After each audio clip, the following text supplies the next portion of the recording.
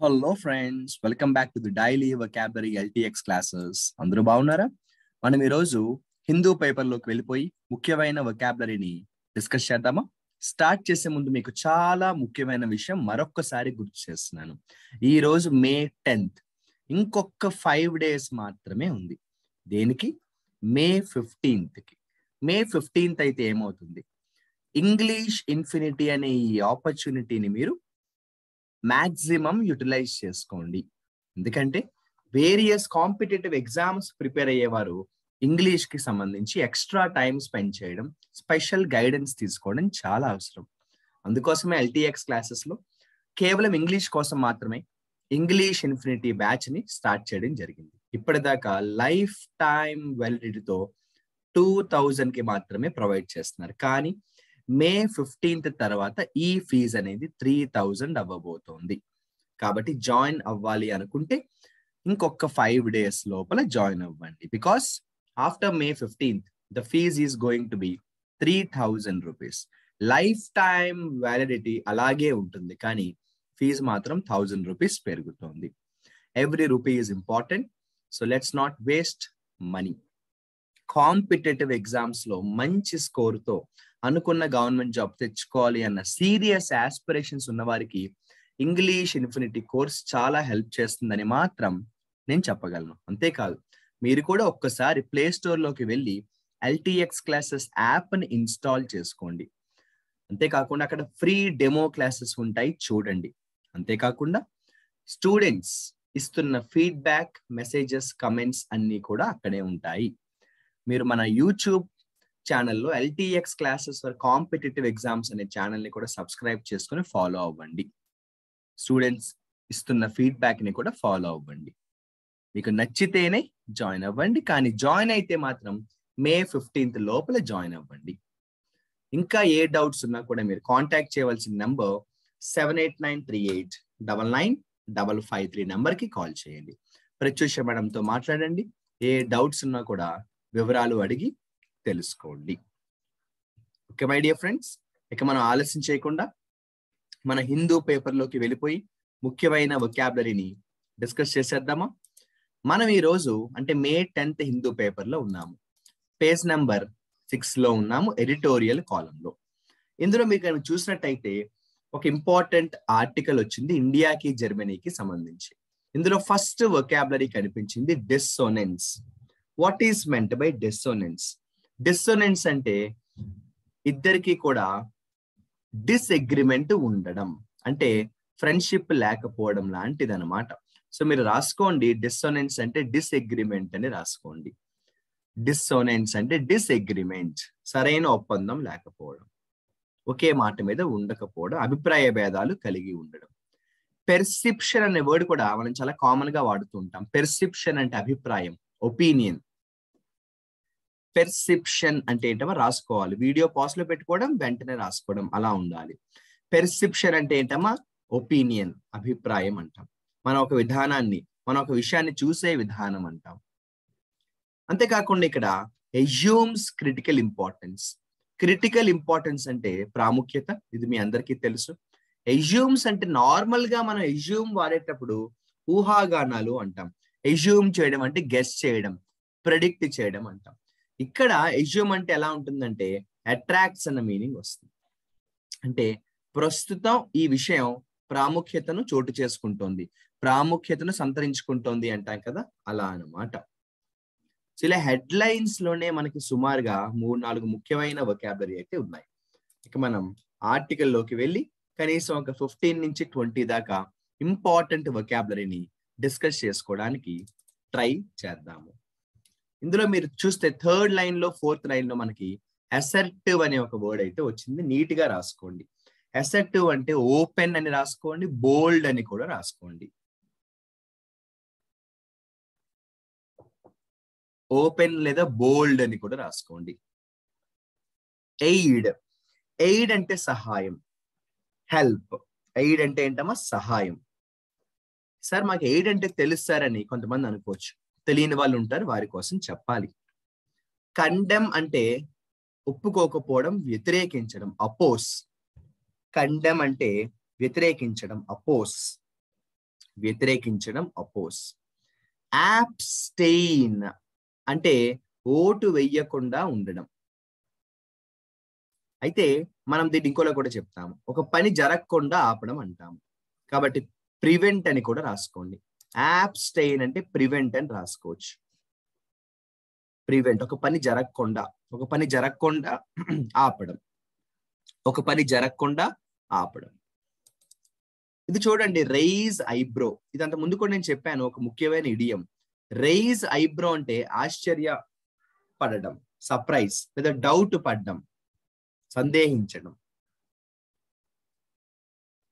Intact అంటే strong.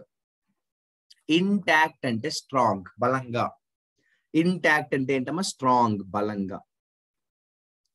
ఇన్సిస్ట్స్ అంటే force, కొంచెం బలవంతం చేయడం. బల్లగుద్ది చెప్పడం అంటాను చూసారా, అలా అన్నమాట. బల్లగుద్ది చెప్పడం అంటాను చూసారా, అలా అన్నమాట. యాక్చువల్ గా పార్టీషన్ అంటే మద్దతుదారుడు, సపోర్టర్ అండి. పార్టీషన్ అంటే సపోర్టర్, ఎవరైతే సపోర్ట్ చేస్తారో, మద్దతు తెలియజేస్తారు. ఎల్లీస్. ఎల్లీస్ అంటే మిత్రులు, ఫ్రెండ్స్ అని రాసుకోండి. ఎల్లీస్ అంటే మిత్రులు, ఫ్రెండ్స్ అని రాసుకోండి. ఎల్లీస్ అంటే మిత్రులు, ఫ్రెండ్స్ అని రాసుకోండి. న్యూన్స్డ్ అంటే ఏంటి? What is the meaning of the word nuanced? అంటే స్పష్టంగా అంటాం చూస్తే ప్రత్యేకమైన అంటాం, డిస్టింక్ట్ అంటాం. న్యూన్స్ అంటే డిస్టింక్ట్. న్యూన్స్ అంటే డిస్టింక్ట్. న్యూన్స్ అంటే డిస్టింక్ట్ అంటే ప్రత్యేకమైన. స్టాండ్స్ అంటే ఒక రకంగా చెప్పాలంటే అభిప్రాయం. నీ స్టాండ్ ఏంటి అంటాను చూసారా, నీ స్టాండ్ ఏంటి, నీ ఒపీనియన్ ఏంటి అంటాం కదా, అలా అన్నమాట. స్టాండ్స్ అంటే నీ ఒపీనియన్ ఏంటి అంటాం కదా. అసర్టివ్ చెప్పాను, బోల్డ్, ధైర్యంగా ఉన్నా, ఓపెన్ గా ఉన్నా అంటాం. బోల్డ్, ధైర్యంగా ఉన్నా, ఓపెన్ గా ఉన్నా అంటాం. ఇది కూడా ఇందాకే చెప్పాను, న్యూన్స్ మళ్ళీ వచ్చింది. న్యూన్స్ అంటే ప్రత్యేకత, అంటే డిస్టింక్షన్. న్యూన్స్ అంటే డిస్టింక్ట్, ప్రత్యేకత. ఇంప్లికేషన్ అని కూడా అంటాం. న్యూన్స్ ని మనం ఇంప్లికేషన్ అని కూడా అంటాం. జాగ్రత్తగా రాసుకోవాలి, వీడియో పాస్ లో పెట్టుకోవడం, వెంటనే రాసుకోవాలి. అయితే రాసుకుంటే సరిపోదు, తర్వాత కూడా మీరు దీన్ని స్టడీ చేయాలి. అదే విధంగా చూసినట్టయితే ఇక్కడ స్టాచ్యూర్ అనే ఒక ఇంపార్టెంట్ వర్డ్ వచ్చింది. స్టాచ్యూర్ అంటే ఏంటి? What is meant by stature? గౌరవం, రెప్యుటేషన్. స్టాచ్యూర్ అంటే గౌరవం, రెప్యుటేషన్ అంటాం. ఐసోలేటెడ్, సపరేటెడ్, వేరు చేయుట. ఐసోలేటెడ్, సపరేటెడ్, వేరు చేయుట. సెకండ్ కాలం లో కూడా మనం వచ్చేస్తున్నాము చూసారా, మంచి మంచి వొకాబులరీ ఉన్నాయి మనకి. సెకండ్ కాలం లో చూస్తే ఇందులో మనకి ఏమైనా తెలియని వర్డ్స్ కానీ మంచి వర్డ్స్ కానీ ఉన్నాయేమో చూద్దాం. పెర్సు అనే వర్డ్ నేను గతంలో కూడా అనేక సార్లు చెప్పాను. పెర్సు అంటే ఫాలో అవ్వడం, స్టడీ చేయడం అని కూడా వస్తుంది. ఫాలో లేకపోతే స్టడీ అంటాం. ఫాలో లేకపోతే స్టడీ అని కూడా అంటాం. ఆల్బీట్ అనే మంచి వొకాబులరీ అయితే వచ్చింది మన అందరి కోసం. ఈవెన్ దో అంటాం, అయినప్పటికీ అంటాం కదా, అలా అన్నమాట. ఈవెన్ దో లేదా అయినప్పటికీ అంటాం. ఇందాక చెప్పిన వొకాబులరీ మరలా వచ్చింది. కండమేషన్, వ్యతిరేకించడం, ఒప్పుకోకపోవడం. వ్యతిరేకించడం, ఒప్పుకోకపోవడం. రిలయన్స్ అంటే ఆధారపడుట, డిపెండ్. రిలయన్స్ అంటే ఆధారపడుట, డిపెండ్.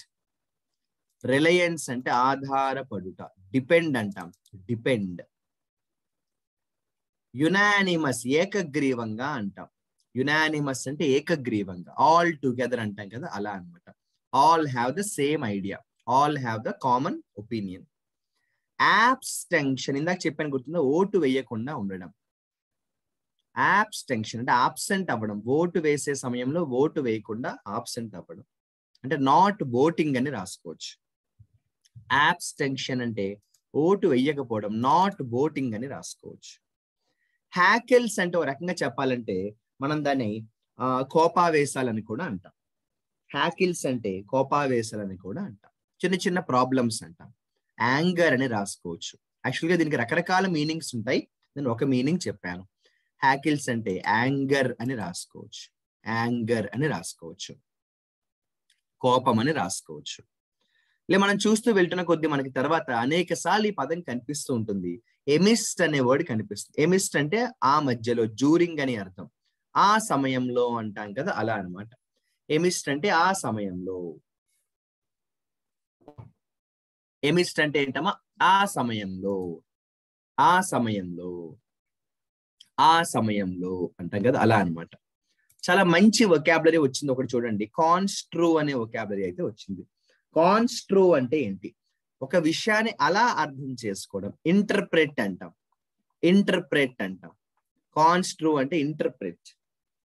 ఒక విషయాన్ని అలా అర్థం చేసుకోవడం. ఇంటర్ప్రెట్ అంటాం. ఒక విషయాన్ని అలా అర్థం చేసుకోవడం. లేదంటే అండర్స్టాండింగ్ ఇన్ ఎ సర్టైన్ వే అని రాసుకోవచ్చు. కాన్స్ట్రూ అంటే అండర్స్టాండింగ్ ఇన్ ఎ సర్టైన్ వే అని రాసుకోవచ్చు. అండర్స్టాండింగ్ ఇన్ ఎ సర్టైన్ వే. ఒక విషయాన్ని ఒకలా అర్థం చేసుకోవడం. కన్వర్జెన్స్ అంటే ఒక రకంగా చెప్పాలంటే జాయినింగ్ పాయింట్ అమ్మ. వేరు గీతలు ఒక చోట కలిసాయి అనుకోండి, దాన్నే కన్వర్జెన్స్ అంటాం. సో జాయినింగ్ పాయింట్ అని కూడా రాసుకోవచ్చు. కన్వర్జెన్స్ అంటే జాయినింగ్ పాయింట్ అని కూడా రాసుకోవచ్చు. కన్వర్జెన్స్ అంటే జాయినింగ్ పాయింట్ అని కూడా రాసుకోవచ్చు. ఇందాక చెప్పిన వొకాబులరీ మరలా వచ్చింది. ఎన్నిసార్లు వస్తే మనకంత మంచిదండి. పెర్సూయింగ్ అంటే ఫాలోయింగ్ అండి, స్టడీ. పెర్సూయింగ్ అంటే ఏంటమ్మా? Follow, study. ఫాలో అలాగే స్టడీ అంటాం. ఫాలో అలాగే స్టడీ అంటాం. ఇలా మనం చూసుకుంటూ వెళ్తున్న కొద్ది తర్వాత మనకి మరి ఇంకా ఆప్టెడ్ అనే వర్డ్ వచ్చింది. ఆప్టెడ్ అంటే చూస్ చేసుకోవడం, ఒక నిర్ణయం తీసుకోవడం, ఆ ఆప్షన్ ని ఎంపిక చేసుకోవడం. సో ఆప్టెడ్ అంటే చూస్ అని రాసుకోండి. ఆప్టెడ్ అంటే చూస్. డి ఫ్యాక్టో పవర్స్ అంటే ఎవరైతే పదవిలో ఉన్నారో, ఇన్ పవర్ అని రాసుకోండి. ప్రస్తుతం ఎవరైతే పదవిలో ఉన్నారో, ఇన్ పవర్ అని రాసుకోండి. రిలక్టెంట్ అంటే ఇష్టం లేకపోవడం, నాట్ లైకింగ్ లేదా నాట్ విల్లింగ్ అని కూడా అంటాం. రిలక్టెంట్ అంటే not willing, not willing. Aberration అంటే ఏంటి? What is meant by aberration? Diversion అమ్మ. ఎబిరేషన్ అంటే డైవర్షన్ లేదా డీవియేషన్, దారి మల్లడం అంటాం. ఎబిరేషన్ డైవర్షన్ లేదా డీవియేషన్, దారి మల్లడం అంటాం. దారి మల్లడం అంటాం. జుంట అనే వర్డ్ వచ్చింది చూడండి. జుంట అంటే ఒక బలం, ఒక బలగం. గ్రూప్ అని రాయండి లేదా ఫోర్స్ అని కూడా రాయండి. సాధారణంగా మిలిటరీ గ్రూప్ కూడా ఇది యూజ్ చేస్తాం. జుంట అంటే మిలిటరీ ఫోర్స్ అంటాం. ప్రెగ్మాటిజం అంటే ప్రాక్టికల్ గా ఉండడం. ప్రెగ్మాటిజం అంటే ప్రాక్టికల్ గా ఉండడం. రేషనేల్ అంటే రీజనింగ్ అమ్మ, లాజిక్ అమ్మ. కొంతమందికి రేషనేల్ ఉంటుంది, కొంతమందికి రేషనేల్ ఉండదు. అంటే రీజనింగ్ అనమాట, లాజిక్ అనమాట. హార్డ్లీ అంటే చాలా అరుదుగా. హార్డ్లీ అంటే చాలా అరుదుగా. రేర్లీ అని కూడా అంటాం. హార్డ్లీ అంటే చాలా అరుదుగా, రేర్లీ అని కూడా అంటాం. హార్డ్లీ అంటే చాలా అరుదుగా, రేర్లీ అని కూడా అంటాం. ఇలా మనకి ఈరోజు కొన్ని ముఖ్యమైన పదాలు అయితే మనం డిస్కస్ చేసుకోవడం జరిగింది. మరి ఎప్పటిలాగే నేను ఈరోజు చెప్పిన వర్డ్స్ ని మీకోసం నేను ఒకసారి రివైజ్ చేస్తాను. ఒక చోట మనకి ఈరోజు ఎయిడ్ అనే వర్డ్ వచ్చింది. ఎయిడ్ అంటే హెల్ప్ అమ్మ, సహాయం. ఇంటాక్ట్ అంటే బలంగా ఉండడం, స్ట్రాంగ్. ఎల్లీస్ గుర్తుందా? ఫ్రెండ్స్ అంటాం కదమ్మా, ఫ్రెండ్స్. ఒక చోట మనకి హ్యాకిల్స్ అనే వర్డ్ వచ్చింది. కోపాలు, ప్రమాదాలు, ప్రాబ్లమ్స్ అని కూడా అంటాం. ఒక చోట మనకి ఈరోజు ఒక చోటగా చాలా చోట్ల మనకి కన్వర్జెన్స్ అనే వర్డ్ అయితే వచ్చింది. కన్వర్జెన్స్ అంటే జాయినింగ్ పాయింట్ అమ్మ. కన్వర్జెన్స్ అంటే జాయినింగ్ పాయింట్. ఒక చోట రేషనేల్ అనే వర్డ్ వచ్చింది. రేషనేల్ అంటే లాజిక్ అమ్మ, రీజనింగ్ అంటాం. లాజిక్ లేదా రీజనింగ్. అలాగే ఒక చోట ప్రెగ్మాటిక్ అనే వర్డ్ వచ్చింది. ప్రెగ్మాటిక్ అంటే ప్రాక్టికల్ గా ఉండడం. ప్రెగ్మాటిక్ అంటే ప్రాక్టికల్ గా ఉండడం. ఎబిరేషన్ దారి మల్లడం, డీవియేట్ అవ్వడం, డైవర్ట్ అవ్వడం. డీవియేట్ అవ్వడం, డైవర్ట్ అవ్వడం. డిసోనెన్స్ అంటే ఏంటంటే ఒప్పుకోకపోవడం, డిసెగ్రీ, అభిప్రాయ భేదం అని కూడా అంటాం. ఎజ్యూమ్ చేయడం అంటే మామూలుగా చెప్పాలంటే ఊహించడం, కానీ మరొక సెంటెన్స్ లో ఇందాక ఎలా వచ్చిందంటే ఆకర్షించడం అని కూడా వస్తుంది. అనేక సార్లు ఈ రోజు మనకి అసర్టివ్ అనే వొకాబులరీ వచ్చింది, గుర్తుందా? అసర్టివ్ అంటే ధైర్యంగా ఉండడం, ఓపెన్ గా ఉండడం. ధైర్యంగా ఉండడం, ఓపెన్ గా ఉండడం. ఒక చోట మనకి ఈ రోజు కండెమ్ అనే వర్డ్ అయితే వచ్చింది. ఖండించడం.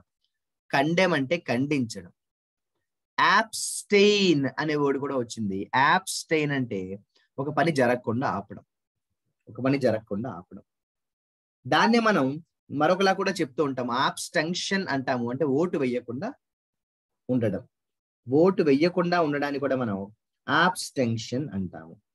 అనేక సార్లు ఈ రోజు మనకి పెర్సు అనే వొకాబులరీ కనిపించింది. పెర్సు అంటే ఫాలో అవ్వడం, లేదంటే స్టడీ చేయడం అంటాం.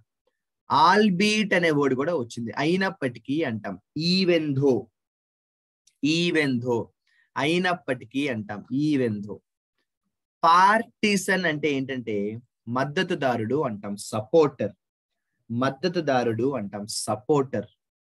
ఈ రోజు మనకి స్టాచ్యూర్ అనే వర్డ్ అనేక సార్లు రిపీట్ అయింది. స్టాచ్యూర్ అంటే గౌరవం, పేరు, పేరు ప్రఖ్యాతలు, రెప్యూటేషన్ అని కూడా అంటాం. రెప్యూటేషన్ అని కూడా అంటాం. చాలా మంచి వర్డ్ వచ్చింది ఈ రోజు, కాన్స్ట్రూ. అంటే ఒక విషయాన్ని మనం ఒకలా అర్థం చేసుకోవడం. ఇంటర్ప్రెట్ అంటాం కదా, అలా అనమాట. Understand in a certain way, understand in a certain way. De facto అనే వర్డ్ వచ్చింది, ఎవరైతే పదవిలో ఉన్నారు, ఎవరైతే పదవిలో ఉన్నారు, ఎవరైతే పదవిలో ఉన్నారు. అలాగే మనం కానీ తీసుకుంటే ఇంకా చాలానే మంచి వర్డ్స్ ఉన్నాయి. ఈ వర్డ్ మనకి 4-5 సార్లు రిపీట్ అయింది. న్యూన్స్ అంటే డిస్టింక్షన్ అంటాం, ప్రత్యేకత. డిస్టింక్షన్ అంటాము, ప్రత్యేకత. ఇంకా చాలా మంచి వర్డ్స్ ఉన్నాయి, కొన్ని మాత్రమే నేను మీకోసం చెప్పడం జరిగింది. మరి ఎప్పటిలాగే నేను చెప్పిన ఈ పదాల్లో 3 వర్డ్స్ ని వర్డ్స్ ఆఫ్ ద డేగా అనౌన్స్ చేస్తాను. డిస్సోనెన్స్ అంటే డిస్అగ్రిమెంట్, అభిప్రాయం ఒప్పుకోకపోవడం. అంతేకాకుండా ఎబిరేషన్, డీవియేషన్ అంటే నార్మల్ గా కానిది, something which is not normal అంటాం. Something which is not normal, normal గా కానిది. కాన్స్ట్రూ అంటే ఒక విషయాన్ని మనం అర్థం చేసుకునే విధానం. ఇంటర్ప్రిట్ ఇన్ ఎ సర్టైన్ వే. ఈ 3 పదాలతో మరి మీరు మంచి మంచి ఎగ్జాంపుల్స్ తయారు చేసి కమెంట్ సెక్షన్ లో పెట్టండి. మీరు పెట్టే కమెంట్స్, మీరు ఇస్తున్న ఫీడ్బ్యాక్, మీరు పెడుతున్న మెసేజెస్, మీరు అడుగుతున్న సందేహాలు అన్నిటి గురించి మనం ఎప్పుడు మాట్లాడుకుంటాం? సండే. ఏ రోజైతే మనకి వీక్లీ వొకాబులరీ ఉంటుందో ఆ రోజు మనం వీటి గురించి మాట్లాడుకోబోతున్నాము. ప్రతిరోజు మీ ఐడియాస్ ని, మీ ఫీడ్బ్యాక్ ని ఇస్తూ ఉండండి. బికాస్ మీరు పెట్టే ప్రతి మెసేజ్ నేను చూస్తూ ఉంటాను. ప్రతిరోజు కాకపోయినా ఎప్పుడు ఫ్రీగా ఉన్నా చూస్తూ ఉంటాను. కాబట్టి మీరు పెట్టే మెసేజ్ డైరెక్ట్ గా నాతో మాట్లాడుతున్నట్టే. So I will understand your ideas which will in turn help my work. నేను చేసే ఈ క్లాసెస్ ఇంకా బాగా చేయడానికి మీరు పెట్టే మెసేజెస్ చాలా హెల్ప్ అవుతాయి. ఎనీవేస్, ఎబిరేషన్, డిస్సోనెన్స్, కాన్స్ట్రూ ఈ 3 పదాలతోటి మంచి మంచి ఎగ్జాంపుల్స్ రాసి పంపండి. మీరు పంపే మెసేజెస్ కోసం నేను వెయిట్ చేస్తూ ఉంటాను. ఆఖరిగా క్లాస్ ఎండ్ చేసే ముందు నేను మీకు వీడియో మొదట్లో చెప్పినట్టే ఈరోజు మే 10th, మే 15th లోపల ఎవరైతే ఇంగ్లీష్ ఇన్ఫినిటీ కోర్స్ లో జాయిన్ అవుతారో ఫీజు అనేది 2000. మే 15th తర్వాత ఈ ఫీజు అనేది ఇంక్రీజ్ అవుతుంది. లైఫ్ టైమ్ వ్యాలిడిటీ ఉంటుందని మర్చిపోవద్దు. రికార్డెడ్ వీడియోస్ తో పాటు లైవ్ క్లాసెస్ కూడా ఉంటాయి. రేపటి వీడియోలో మళ్ళీ కలుసుకుందాము. ఈ 3 వర్డ్స్ తో మంచి మంచి ఎగ్జాంపుల్స్ తయారు చేసి మెసేజ్ పెట్టండి. I wish you all the best and good luck. Signing off, your Shyam sir.